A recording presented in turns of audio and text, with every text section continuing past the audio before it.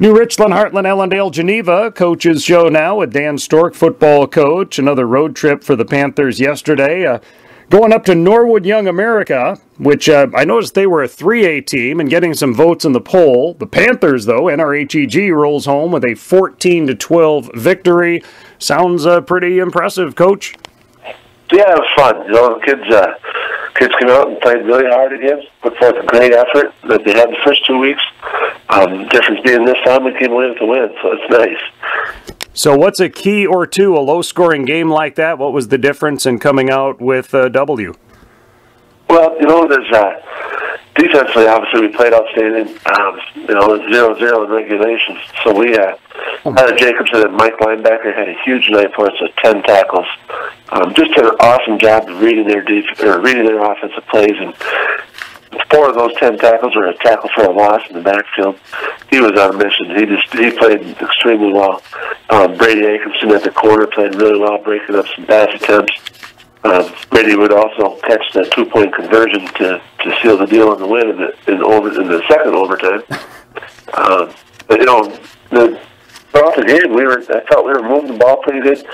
Perry Peterson had a huge night for us at running back, racking up 231 yards and 2 touchdowns. You know, we had some drives going, and we get down there and stall out. We turned the ball over 3 times and 3 fumbles, and that really was obviously not something we had planned, and killed some drives for us. But how we moved the ball, we just couldn't get in the end zone, you know, during regulation. Cole Stallo came back off an injury, and Cole played extremely well last night. It's really nice having him back out there. Did some great things defensively. You know, we completed 1 pass last night, and that was the 2-point conversion to win the game.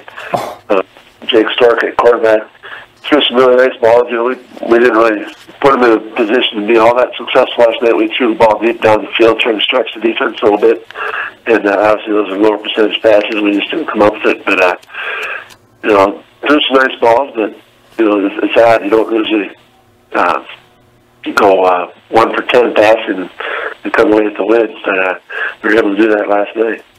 How close did Norwood Young America ever get to scoring in regulation? Well, their initial drive of the game, they broke off a long run and tacked on a 15-yard penalty on top of that for illegal use of the hands on us. And so they got right down inside the red zone there, and our defense played tight. We stopped them 4 downs inside our 15-yard line and got the ball back. And they were able to get a little drive going there and then turned it over on that drive. So, you know, for the most part, we kept them out of the end zone, or out of the red zone, I should say. Okay. And, you know, forced them to punt quite a few times. But, you know, defensively, I just can't say enough about the kids' effort. I mean, Coach Schultz did a nice job being playing for them. But up front, Quinton Arndt at the defensive tackle, we moved him around, did some different things with him. Brendan Strand came in, played some nose tackle. Caleb Harple got to start on the defense the first time this year. Did a nice job up front. You know, Perry Peterson, you know, I can mention him offensively doing some, you know, carrying the workload for us. He carried the ball 32 times last night, and then turns around and plays outside linebacker for us, and returns punts for us, and then punts for us. And I mean, he's a workhorse. Well, I don't know if that kid will get out of bed today, but defensively too played awesome. What was the sequence in overtime then? Again, a 14-12 double overtime win for NRHEG at Norwood Young America. What was the sequence and the story of overtime? Joe, we lost the toss, so we got stuck on offense to start the first overtime, and we scored right away. Perry Peterson broke off a long run, got in the end zone. We attempted to kick the PAT, and we missed that. Okay. So Norwood came up, and they scored. And we thought, oh no, that's not good, you know.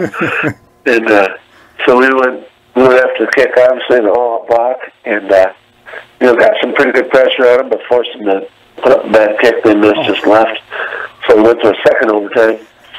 We were on defense first there, and they scored early in there. Seriously, I think it's second down. They scored.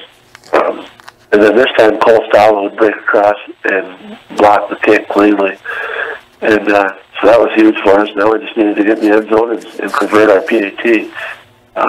We were able to do that after a couple of Perry Peterson runs. We found the end zone. And then actually Perry Peterson passed for the 2-point conversion to Brady Jacobson. Okay. From the back corner of the end zone. Brady did an awesome job dragging his feet, keeping him in. Thought he was in the NFL. I think he put both feet down. So, so he's ready for the big leagues. But we're pretty excited. Obviously, our first win. After a couple of heartbreaking losses, we started the season games that we felt we could have won. Just a couple plays here and there was a difference in those two games. So it's nice to come out and beat a good Norwood team and get our kids some confidence coming into our homecoming week next week with GFW. All right, so 14-12 double overtime winning at Norwood Young America. And what's the word on Gibbon Fairfax Winthrop then for homecoming next Friday night? The last couple of years, Gibbon's kind of struggled. They've got one of their former coaches back, who's Coach Denches. He's a good coach. He's won a lot of games up there with those guys. Took a couple of years off, now he's back. And he's got them doing some different things. They're pretty much a double tight, full house backfield. Try to pound the ball and play action pass a little bit. They've mixed up their defense from what we've seen of them in the past.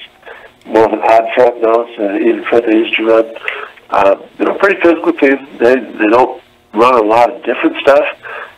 They just try to pound the ball in there, and they'll catch you, tighten it up your box, and try to throw over the top with a play action.